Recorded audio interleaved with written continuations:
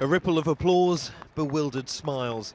For the 14 youngsters arriving in Britain from the Calais jungle, the long wait is over. They're allowed here because under EU law, those with family in the UK have a right to asylum. But it's taken more than a year to reach this moment. This is what they've left behind, a life in squalid limbo. 10,000 people converged here in northern France, fleeing war and poverty. Among that number, aid groups have identified around 1,300 unaccompanied children.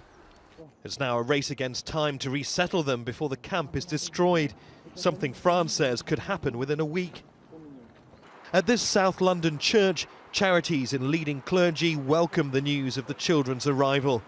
They've played a vital role in getting the government to honour its commitments. When the children first arrive from Calais here to Croydon, they'll need to register with the Home Office before being reunited with their loved ones in nearby churches. It's taken many months of wrangling for the government to come this far, but with winter fast approaching, the government are now under more pressure to go even further. In May, the UK government agreed to allow vulnerable unaccompanied child refugees into the country, even if they don't have relatives here.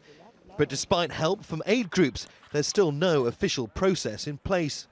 We've done all the work for you of verifying their information, completing the best interest assessments to show it's in their interest to transfer to Britain.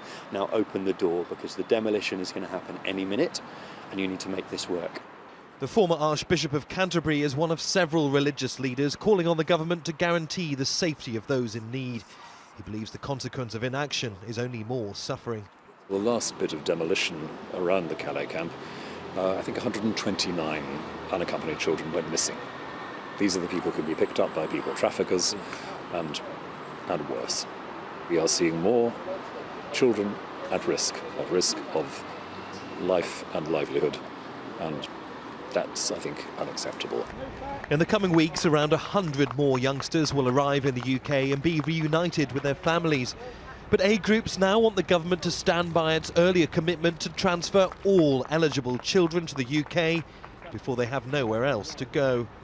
Neve Barker, Al Jazeera, Croydon, South London.